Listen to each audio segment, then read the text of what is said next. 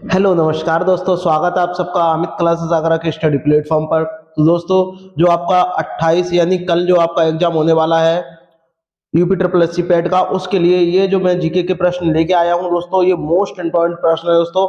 ये सभी प्रश्न संविधान से संबंधित प्रश्न है दोस्तों, और ये टॉप 30 प्रश्न जो है आपकी परीक्षा के लिए बहुत ही ज्यादा महत्वपूर्ण रहने वाले प्रश्न हैं। तो ज्यादा से ज्यादा भाई बहन लाइव जुड़े और एग्जाम को देने जाने से पहले इन प्रश्नों को एक बार देख के जरूर जाएं।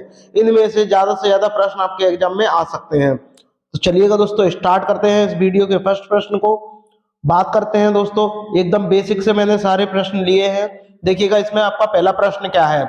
इसमें आपसे बोला है संविधान सभा द्वारा भारतीय संविधान को कब पारित किया गया। देखिए, दो चीजें होती है, एक पारित करना और एक लागू करना। बात करते हैं दोस्तों, यहाँ पारित की बात हो रही है, तो पारित ये कब हुआ था? 26 नवंबर 1949 को क्या पारित हुआ था। बट अगर यहाँ ये कह देता लागू कब हुआ था, लागू कब हुआ था, तो आपका 26 जनवरी 1950 को ये लागू हुआ था। ठीक है दोस्तों, ये आपको ध्यान रखना है। लेकिन बात आपसे किसकी कही गई है? पारित की। और पारित कब हुआ था? 26 जनवरी 26 नवंबर 1949 को क्या है, ये पारित हो गया था। लेकिन अगर आपसे ये कहता लागू कब हुआ था, तो आपका 26 जनवरी 1950 को लागू हुआ था। हर साल आप लोग 26 नवंबर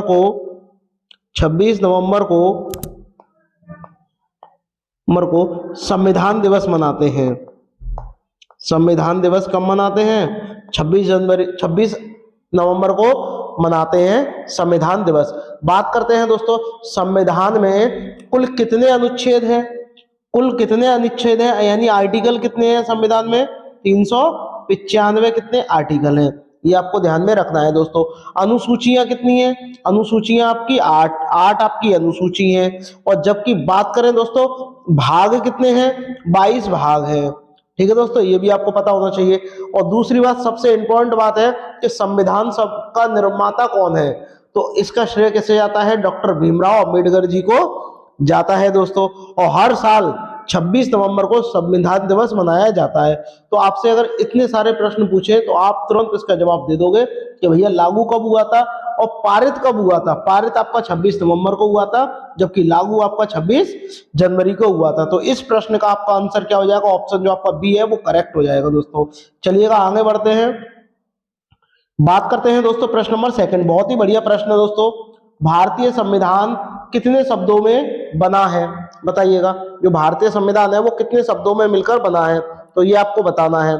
कमेंट करके मुझे बताइएगा कि भारतीय संविधान कितने शब्दों में बना है। कमेंट करके मुझे बताइएगा कि भारतीय संविधान जो है आपका कितने शब्दों में मिलकर बना है। कमेंट करके मुझे बताइएगा।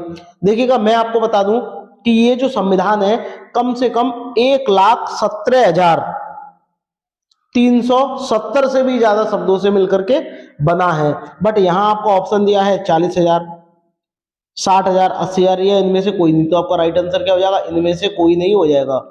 ठीक है दोस्तों, क्यों? क्योंकि ये लगभग की मैं बात करूं, आपका लगभग कितने शब्दों से मिलकर के बना है, ये आपको मैं बता दूं 1,17,370 के आसपास इतने शब्दों से मिलकर के ये बना है दोस्तों।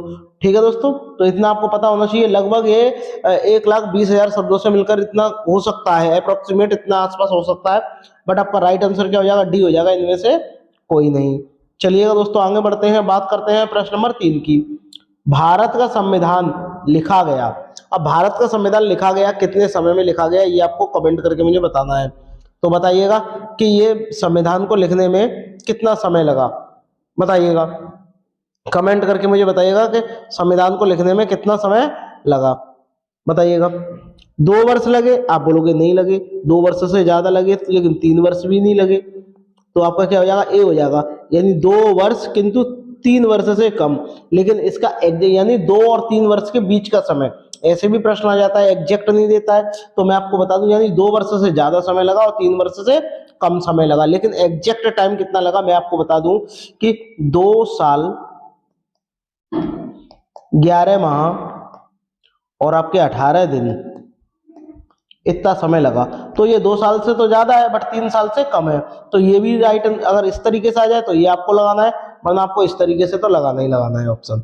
चलिएगा दोस्तों आगे बढ़ते हैं, बात करते हैं प्रश्न नंबर 4 की। मोस्ट इंपॉर्टेंट है, भारतीय संविधान सभा में कुल कितनी महिलाएं सदस्य थी? बताइएगा। जब संविधान बना था तो उसकी संविधान सभा हुई थी, तो उसमें कितनी महिलाएं थी? बताइएगा कमेंट करके कि कितनी महिलाएं थी, कमेंट करके मुझे बताइएगा, कमेंट करके मुझे बताइएगा। और संविधान सभा की पहली बैठक कब हुई थी, ये भी आप मुझे कमेंट करके बताइएगा। तो मैं आपको बता दूं, संविधान सभा की पहली बैठक कब हुई थी? 1946 में हुई थी दोस्तों, ये भी आपको पता होना चाहिए। और अभी आपसे क्या पूछा है, कितनी महिलाएं थी? तो ये आपका क्या हो जाएगा, 15 महिलाएं थी, यानी जो आपका ऑप्शन जो सी है वो करेक्ट हो जाएगा। बात करते हैं दोस्तों प्रश्न नंबर 5 की। देखिएगा इसमें आपका संविधान सभा के पहले अध्यक्ष कौन थे, ये बताइएगा। संविधान सभा के पहले अध्यक्ष कौन थे, कमेंट करके मुझे बताइएगा, कमेंट करके मुझे बताइएगा कि पहले अध्यक्ष कौन थे। तो वो कौन थे? डॉक्टर भीमराव अम्बेडकर, डॉक्टर सच्चिदानंद सिन्हा, राजेंद्र प्रसाद या उपरोक्त में से कोई नहीं। तो जो पहले अध्यक्ष थे वो कौन थे? डॉक्टर सच्चिदानंद सिन्हा थे, यानी जो आपका ऑप्शन जो बी है दोस्तों वो करेक्ट हो जाएगा। संविधान सभा की पहली बैठक 9 दिसंबर 1940 को हुई थी, जिसके अस्थायी अध्यक्ष सच्चिदानंद सिन्हा थे, ये अस्थायी अध्यक्ष थे, ठीक है दोस्तों। और 11 दिसंबर 1940 को डॉक्टर राजेंद्र प्रसाद को स्थायी अध्यक्ष बनाया गया था, ठीक है दोस्तों, यानी 2 दिन बाद ही उनको स्थायी कर दिया गया था, ठीक है। चलिएगा दोस्तों आगे बढ़ते हैं। और प्रारूप समिति के अध्यक्ष पूछे तो डॉक्टर भीमराव अम्बेडकर, ठीक है दोस्तों। चेयरमैन पूछे तो भी भीमराव अम्बेडकर, अध्यक्ष पूछे तो भी भीमराव अम्बेडकर। तो आपका राइट आंसर इसमें क्या हो जाएगा, बी हो जाएगा। बात करते हैं दोस्तों प्रश्न नंबर 6 की। 6 वाले का प्रश्न का आप जवाब दीजिए कि आपका राइट आंसर क्या होगा, कमेंट करके मुझे बताइएगा। ड्राफ्टिंग कमेटी का अध्यक्ष कौन था, बताइएगा। जो आपका ड्राफ्टिंग कमेटी थी उसका अध्यक्ष कौन था, कमेंट करके मुझे बताइएगा कि जो ड्राफ्टिंग कमेटी थी उसके अध्यक्ष कौन थे। देखिए ड्राफ्टिंग कमेटी पूछे, अब अध्यक्ष पूछा है तो आप तुरंत लगा दोगे कौन थे, डॉक्टर भीमराव अम्बेडकर थे, ठीक है दोस्तों। अगर चेयरमैन पूछे तो भी डॉक्टर भीमराव अम्बेडकर थे, प्रारूप समिति के अध्यक्ष पूछे तो भी आपके डॉक्टर भीमराव अम्बेडकर थे, ड्राफ्टिंग के पूछे तो भी आपके भीमराव अम्बेडकर जी थे। बात करते हैं दोस्तों प्रश्न नंबर 7। ऐसे ही चेंज कर करके प्रश्न पूछे जाते हैं। निम्नलिखित में से किसको संविधान की आत्मा के रूप में जाना गया है, बताइएगा। इनमें से किसको संविधान की आत्मा के रूप में जाना गया है वो आपको बताना है, बताइएगा। राज्य की नीति निर्देशक सिद्धांत, राष्ट्रीय ध्वज, प्रस्तावना या मूल अधिकार, बताइएगा किसे जाना गया है। तो संविधान की आत्मा किसको माना जा रहा है, प्रस्तावना को माना गया है, यानी जो आपका ऑप्शन सी है दोस्तों वो करेक्ट हो जाएगा। संविधान की जो आत्मा है वो कौन है, उसकी प्रस्तावना है, ठीक है। इसमें संपूर्ण संविधान इसमें निहित है, कोई भी प्रस्तावना होती है उसमें हम सब लिख देते हैं कि इसमें क्या करना है, ठीक है, तो इसीलिए इसको आत्मा कहा जाता है, ठीक है दोस्तों। प्रस्तावना में प्रयुक्त शब्दावली वो क्या है, बताइएगा। हम भारत के लोग, ये अमेरिका से ली गई है, ठीक है दोस्तों। इसकी जो शब्दावली है वो क्या है, हम भारत के लोग, और जो ये कहां से लिया गया है, ये आपकी अमेरिका से लिया गया है। चलिएगा बात करते हैं दोस्तों प्रश्न नंबर 8। इसमें आपसे बोला निम्नलिखित में से कौन सा एक राज्य नीति निर्देशक सिद्धांत संविधान के बाद जोड़ा गया, यानी इनमें से कौन सा एक राज्य है जिसके नीति निर्देशक जो सिद्धांत है वो संविधान के बाद जोड़ा गया है, वो आपको बताना है, बताइएगा। ग्राम पंचायत का संगठन, गोवधन निषेध, मुक्त कानून सलाह या समान नागरिक सहिंसा। अहिंसा होगा यहाँ, वैसे ये गलत लिख गया है, क्या होगा, सहिंसा, बताइएगा। कमेंट करके मुझे बताइएगा क्या है। तो आप इसमें क्या हो जाएगा, मुक्त कानून सलाह हो जाएगा, यानी जो आपका ऑप्शन सी है वो करेक्ट हो जाएगा। चलिएगा दोस्तों आगे बढ़ते हैं, बात करते हैं प्रश्न नंबर 9 की। भारत के संविधान में कल्याणकारी राज्य का आदर्श किसे प्रतिष्ठापित है, बताइएगा। कमेंट करके मुझे बताइएगा इसका राइट आंसर क्या होगा। कल्याणकारी राज्य का जो आदर्श है वो किसे कहा जाता है, ये आपको बताना है। इनमें से आपको बताना है कि आपका राइट आंसर क्या है, कमेंट करके मुझे बताइएगा, कमेंट करके मुझे बताइएगा। और ये किस भाग में आता है और ये इसके अनुच्छेद कितने हैं, बस ये भी आपको बताना है। तो आपका राइट आंसर क्या हो जाएगा दोस्तों, बी हो जाएगा।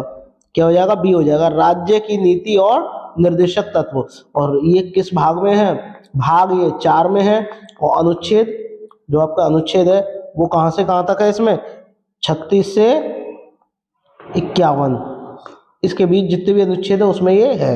चलिए दोस्तों आगे बढ़ते हैं, बात करते हैं प्रश्न नंबर 10 की। मोस्ट इंपॉर्टेंट है, भारतीय संविधान का निम्न में से कौन सा अनुच्छेद मानव के क्रय विक्रय एवं जबरदस्ती मजदूरी कराने पर प्रतिबंध लगाता है? यानी आप जबरदस्ती किसी से कुछ नहीं करा सकते। बताइएगा, क्या 23वां है, 26वां है, 24वां है या 32वां है? कमेंट करके मुझे बताइएगा। देखिए, भारतीय संविधान का जो 23वां अनुच्छेद है वो मानव दुर्व्यवहार और बाल श्रम से संबंधित है। यानी जो 23वां आपका अनुच्छेद है, ऑप्शन यही हो गया। ये किससे संबंधित है? बताइएगा, मानव से दुर्व्यवहार करना या बाल श्रम करवाना, इस पे क्या है, इससे संबंधित है दोस्तों। ठीक है, चलिएगा आगे बढ़ते हैं, बात करते हैं नेक्स्ट प्रश्न की। ये आपको ध्यान में रखना है। प्रश्न नंबर 11, कौन सा मौलिक अधिकार अल्पसंख्यकों के हितों के संरक्षण के लिए बात करता है? बताइएगा, इनमें से कौन सा है? देखिए, अल्पसंख्यकों के लिए हितों के लिए संरक्षण करता है। अब संरक्षण किसका होता है? संस्कृति का होता है। तो आपका तुरंत आपका ऑप्शन जो है डी है वो करेक्ट हो जाएगा, आपको ज्यादा सोचने की भी जरूरत नहीं है। ठीक है दोस्तों, और जो आपके अल्पसंख्यक लोग होते हैं इनकी सुरक्षा एवं हितों के लिए, जिनकी जो हितों की जो सुरक्षा होती है, ये किस अनुच्छेद में, ये आपको बताना है। आर्टिकल 29 में, आर्टिकल 29 में। और ये जो है ये किस अनुच्छेद में है? आर्टिकल 30 में। ठीक है, ये भी आपको पता होना चाहिए। चलिए आगे बढ़ते हैं, बात करते हैं प्रश्न नंबर 12 की। देखिएगा, मौलिक अधिकारों को लागू करने के लिए संविधान ने किसे विशेष उत्तरदायित्व सौंपा है? बताइए, कोई भी मौलिक अधिकार है उसे लागू करने के लिए जो विशेष अधिकार का जो उत्तरदायित्व सौंपा है वो किसे सौंपा गया है? ये आपको कमेंट करके मुझे बताना है। बताइएगा, उच्चतम न्यायालय को, संसद को, राष्ट्रपति को या राज्य विभाजन विधानमंडल को? बताइएगा कमेंट करके कि आपका राइट आंसर क्या होगा। बताइएगा, तो इसका राइट आंसर क्या हो जाएगा? उच्चतम न्यायालय को सौंपा गया है। तो आपका राइट आंसर क्या हो जाएगा? ए हो जाएगा। बात करते हैं प्रश्न नंबर 13 की। देखिएगा, इसमें आपसे क्या बोला? संवैधानिक उपचारों का अधिकार के तहत आता है। बताइएगा, संवैधानिक उपचारों के अधिकारों के तहत आता है। मौलिक अधिकार आता है, कानूनी अधिकार आता है, संवैधानिक अधिकार आता है या प्राकृतिक अधिकार आता है? कमेंट करके मुझे बताइएगा कि इसका राइट आंसर क्या होगा। कमेंट करके मुझे बताइएगा। तो आपका राइट आंसर क्या हो जाएगा इसमें से? बताइएगा, राइट आंसर क्या हो जाएगा आपका? मौलिक अधिकार हो जाएगा। ठीक है दोस्तों, आपका जो ऑप्शन ए है वो करेक्ट हो जाएगा। वही बात करते हैं प्रश्न नंबर 14 की। ये तो मोस्ट इंपॉर्टेंट है, कई बार एग्जामों में आया हुआ है। 42वें संविधान संशोधन के माध्यम से, यदि जो 42वां संविधान संशोधन हुआ था उसके द्वारा भारतीय संविधान में कितने मौलिक कर्तव्य सम्मिलित किए गए? यानी भारत जब 42वां संविधान संशोधन हुआ था तो उसमें कुछ मौलिक कर्तव्य जोड़े गए थे, तो वो कितने मौलिक कर्तव्य शामिल किए गए थे? ये आपको कमेंट करके मुझे बताना है। तो कमेंट करके मुझे बताइएगा कि कितने मौलिक कर्तव्य जोड़े गए थे। कमेंट करके मुझे बताइएगा। बताइएगा, कमेंट करके मुझे बताइएगा कि कितने मौलिक कर्तव्य जोड़े गए थे। तो मैं आपको इसके बारे में पूरी डिटेल दे दूं कि सरदार स्वर्ण सिंह समिति के अनुप्रशंसा के आधार पर संविधान के 42वें अनुच्छेद संशोधन में, जो कि 1976 में हुआ था, इसमें संविधान में 10 मौलिक कर्तव्यों को सम्मिलित किया गया था। ठीक है दोस्तों, कितने? 10। तो आपका ऑप्शन जो सी हो जाएगा। और ये 42वां संविधान कब हुआ था? 1976 को हुआ था दोस्तों, ये भी आपको ध्यान में रखना है। बात करते हैं प्रश्न नंबर 15 की। मार्च 2019 तक उपलब्ध जानकारी के अनुसार भारतीय संविधान में कितने मौलिक कर्तव्य हैं? बताइएगा, कमेंट करके मुझे बताइएगा कि कितने मौलिक कर्तव्य हैं। तो कितने हैं? 11 हैं। यानी आज जो आपका ऑप्शन डी है वो करेक्ट हो जाएगा दोस्तों। चलिएगा आगे बढ़ते हैं, बात करते हैं प्रश्न नंबर 16 की। प्रश्न नंबर देखिएगा 16 में आपसे क्या बोला गया है? मौलिक कर्तव्य से संबंधित अनुच्छेद 51A को संविधान में किस अधिनियम के द्वारा शामिल किया गया? बताइएगा, मौलिक कर्तव्य को से संबंधित अनुच्छेद 51A को संविधान के किस अधिनियम के द्वारा क्या है शामिल किया गया था? कमेंट करके मुझे बताइएगा। तो आपको मैंने अभी भी बताया कौन सा 42वें संविधान संशोधन के द्वारा ये किया गया था। चलिएगा दोस्तों आगे बढ़ते हैं, बात करते हैं प्रश्न नंबर 17 की। बताइएगा, इसका राइट आंसर क्या होगा? भारतीय संविधान में कितने मूल कर्तव्य दिए हैं? बताइएगा, भारतीय जो संविधान है इसमें कितने मूल कर्तव्य दिए गए हैं, ये आपको कमेंट करके मुझे बताना है। बताइएगा, अभी मैं आपको बताया कितने? 11 है। तो आपका ऑप्शन जो सी है वो करेक्ट हो जाएगा दोस्तों। बात करते हैं प्रश्न नंबर आपका 18। देखिएगा, इसमें आपसे क्या कहा गया है? इसमें आपसे देखिएगा क्या कहा गया है, बहुत ही इंपॉर्टेंट प्रश्न है दोस्तों। इसमें आपसे कहा निम्नलिखित में से कौन सी समिति ने मूल कर्तव्यों को संविधान में शामिल करने का सुझाव दिया, बताइएगा। संविधान में मूल कर्तव्यों को शामिल करने का सुझाव दिया, उस समिति का आपको नाम बताना है। मल्होत्रा समिति, नरसिम्हन समिति, राघवन समिति या सोरसिंह समिति। अभी अभी मैंने आपको बताया है, इसका राइट आंसर क्या है, बताइएगा। पहली बार मूल कर्तव्य जोड़े कब गए थे, ये आपका 42वें संविधान संशोधन 1976 से। और ये कौन सी समिति से, सोरसिंह समिति के द्वारा जोड़े गए थे, ये भी मैं अभी अभी आपको बताया था। बात करते हैं प्रश्न नंबर 19 की। भारतीय संविधान के अंतर्गत निम्नलिखित में से कौन सा एक मौलिक कर्तव्य नहीं है, बताइएगा। इनमें से कौन सा एक मौलिक कर्तव्य नहीं है, ये आपको बताना है। कमेंट करके मुझे बताइएगा इनमें से कौन सा एक मौलिक कर्तव्य नहीं है।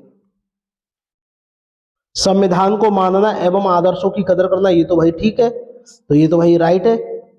लोक संपत्ति की सुरक्षा, ये भी ठीक है।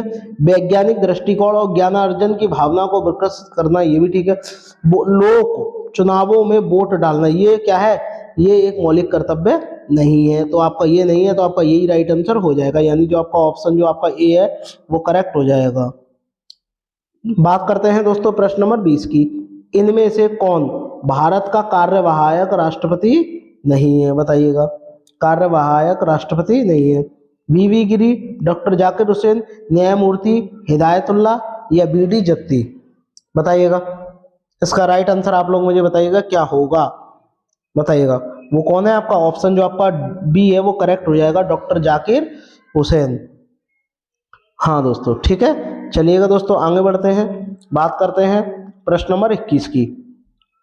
इसमें आपसे क्या बोला गया, भारत में राष्ट्रपति अपना कार्यकाल पूरा होने से पहले अपना त्याग पत्र किसको सौंपता है, यानी जो भारत का जो राष्ट्रपति अपना कार्यकाल पूरा होने से पहले जो अपना त्याग पत्र है ये किसे सौंपता है, ये आपको बताना है।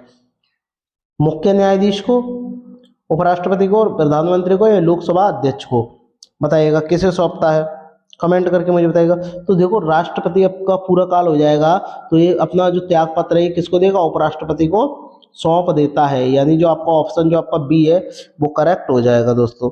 चलिएगा दोस्तों आगे बढ़ते हैं, बात करते हैं प्रश्न नंबर 22 की।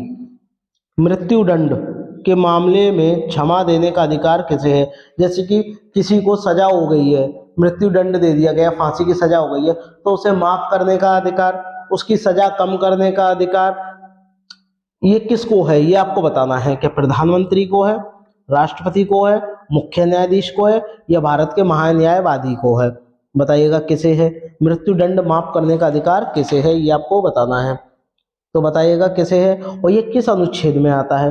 तो मैं आपको बता दूं ये आर्टिकल आपका 72 के अंतर्गत आता है दोस्तों, और ये जो है राष्ट्रपति से संबंधित है, यानी राष्ट्रपति को इतनी पावर होती है कि वो किसी की भी सजा माफ कर सकता है, या अगर किसी को मृत्युदंड भी मिला है तो भी उसे क्या है, रोक सकता है, क्षमा कर सकता है, माफ कर सकता है। ठीक है दोस्तों, तो आपका ऑप्शन जो इसमें बी है वो करेक्ट हो जाएगा।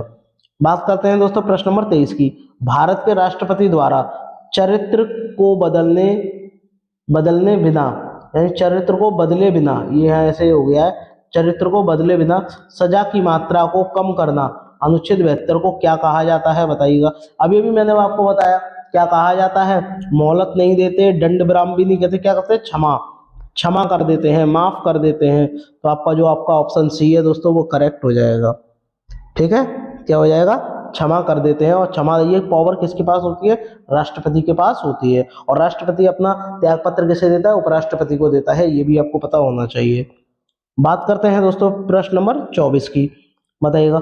श्री रामनाथ कोविंद भारत के राष्ट्रपति रहे, बट कितने नंबर के राष्ट्रपति थे, ये आपको बताना है। क्या 16वें नंबर के थे, 14वें नंबर के, 12वें या 11वें, कमेंट करके मुझे बताइएगा कि ये किस नंबर के राष्ट्रपति थे। तो चलिएगा इसके बारे में पहले मैं आपको बेसिक जानकारी दे दूं कि जो आपके रामनाथ कोविंद थे दोस्तों, वो भारत के वर्तमान में 14वें राष्ट्रपति थे। ठीक है दोस्तों, और एक बात और मैं इसके बता दूं, भारत के प्रथम राष्ट्रपति कौन थे, बताइएगा, डॉक्टर राजेंद्र प्रसाद थे। भारत के 13वें राष्ट्रपति कौन थे, यानी ये तो 14वें थे, लेकिन इससे पहले कौन था, प्रणब मुखर्जी थे, ये भी आपको पता होना चाहिए। ठीक है दोस्तों। लेकिन वर्तमान में कौन है ये भी आपको बताइएगा, कमेंट करके मुझे बताइएगा कौन है वर्तमान में। कमेंट करके आप मुझे बताइएगा वर्तमान के राष्ट्रपति कौन है। ठीक है, द्रौपदी मुर्मू है। Very good. कौन है? द्रौपदी मुर्मू हो जाएंगे, जो अभी वर्तमान के हैं। ठीक है दोस्तों। अगर मैंने आपसे देखिए 12वां राष्ट्रपति पूछ लिया तो आप क्या बताओगे? प्रतिभा पाटिल। ठीक है, तो मैं यहाँ लिख दे रहा हूँ आपके लिए। देखिएगा, अगर यहाँ पे से पूछे 12वें राष्ट्रपति, 12वें कौन है? प्रतिभा पाटिल। प्रतिभा पाटिल जो हैं ये 12वें नंबर के। 13वें नंबर के कौन थे? प्रणब मुखर्जी। प्रणब मुखर्जी। और 14वें नंबर के कौन है? कौन थे? आपके रामनाथ कोविंद। रामनाथ कोविंद। ठीक है, लेकिन वर्तमान में कौन है? ये 15वें नंबर के हैं। 15वें नंबर के कौन है वर्तमान में? द्रौपदी मुर्मू। द्रौपदी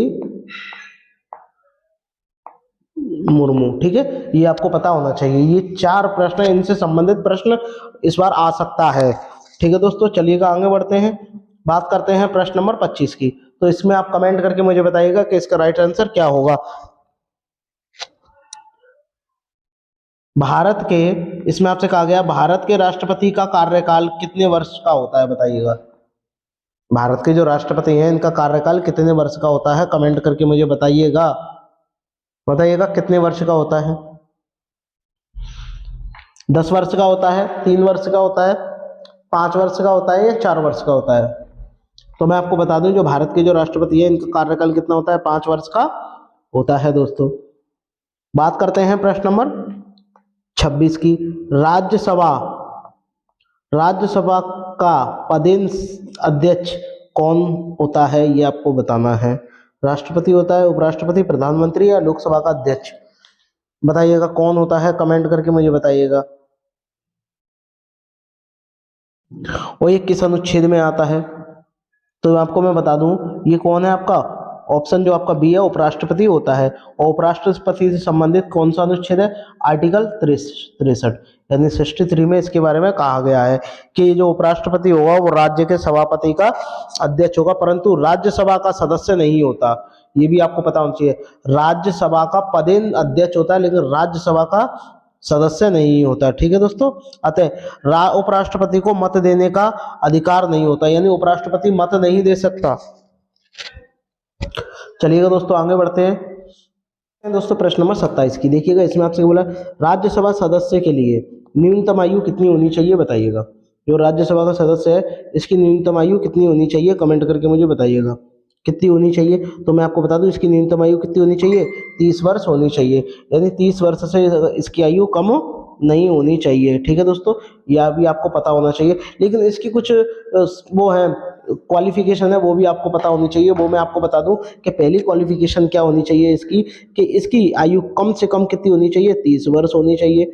दूसरी बात क्या है 30 वर्ष के अलावा? कि ये भारत का क्या हो? नागरिक हो। तीसरी क्या है? कि संसद द्वारा कोई भी इसको आर्यता ना मिली हो। ठीक है दोस्तों, ये इसके 3 नियम है, ये भी आपको पता होना चाहिए। तो इसका राइट आंसर क्या हो जाएगा? जो आपका बी है दोस्तों वो करेक्ट हो जाएगा। चलिएगा दोस्तों आगे बढ़ते हैं, बात करते हैं प्रश्न नंबर 28 की। इसमें आपसे क्या पूछा है? भारत के प्रथम उपराष्ट्रपति कौन थे? तो सबसे पहले बात आती है कि भारत के राष्ट्रपति कौन थे प्रथम? तो वो थे डॉक्टर राजेंद्र प्रसाद। लेकिन अगर बात करें उपराष्ट्रपति की, कि उपराष्ट्रपति कौन थे, तो वो कौन थे? Doctor S Radhakrishnan. तो आपका राइट आंसर क्या हो जाएगा? बी हो जाएगा। यानी उपराष्ट्रपति पूछे तो डॉक्टर एस राधाकृष्णन है, जबकि राष्ट्रपति पूछे तो वो कौन है? डॉक्टर राजेंद्र प्रसाद। चलिएगा दोस्तों आगे बढ़ते हैं। प्रश्न नंबर 29, भारतीय संविधान के किस अनुच्छेद के तहत उपराष्ट्रपति का चुनाव होता है? बताइएगा कौन से संविधान के द्वारा राष्ट्रपति का चुनाव होता है? ये आपको कमेंट करके मुझे बताना है कि इसका राइट आंसर क्या होगा प्रश्न नंबर 29 का, जो कि मोस्ट इंपॉर्टेंट है। बताइएगा। तो मैं आपको बता दूं, अनुच्छेद 63 के अनुसार भारत का एक उपराष्ट्रपति होगा। ये अनुच्छेद 63 में कहा गया है, जबकि अनुच्छेद 66 के तहत उपराष्ट्रपति के चुनाव की प्रक्रिया का वर्णन किया गया है। ठीक है, यानी राष्ट्रपति का जो अनुच्छेद आपका 63 है उसमें क्या है? ये कहा गया है कि भारत का एक उपराष्ट्रपति होगा, लेकिन अनुच्छेद 66 में ये कहा गया है कि इसके चुनाव से संबंधित है। तो आपका ऑप्शन जो इसका सी है वो करेक्ट हो जाएगा। ठीक है दोस्तों, अगर आपसे ये पूछा गया कि भारत का उपराष्ट्रपति होगा ये किस संविधान से है, किस अनुच्छेद से है, तो आप क्या लगाओगे, 63 लगाओगे। लेकिन अगर ये पूछा चुनाव किस में होता है उसका, तो वो किस में होता है, 66 में होता है। चलिएगा दोस्तों आगे बढ़ते हैं, बात करते हैं प्रश्न नंबर 30 की। इसमें बताइएगा राज्यसभा का सदस्य बनने के लिए आवश्यक न्यूनतम आयु कितनी होनी चाहिए। बताइएगा, क्या 21 वर्ष होनी चाहिए, 25 वर्ष या 30 वर्ष या आपकी 35 वर्ष। कमेंट करके मुझे बताइएगा कि जो राज्यसभा का सदस्य बनने के लिए न्यूनतम आयु कितनी होनी चाहिए। तो मैं इसका आपको आंसर आप लोग कमेंट करके मुझे बताएंगे कि इसका राइट आंसर क्या होगा। तो कमेंट करके मुझे बताइएगा कि राज्यसभा का सदस्य बनने के लिए न्यूनतम आयु कितनी होनी चाहिए। चलिएगा दोस्तों आगे बढ़ते हैं, कमेंट करके मुझे आप इसका आंसर दीजिएगा। आई होप आपको वीडियो अच्छी लगी होगी। अगर अच्छी लगी हो तो दोस्तों थैंक्स फॉर वॉचिंग। मिलते हैं नेक्स्ट वीडियो में, तब तक के लिए धन्यवाद।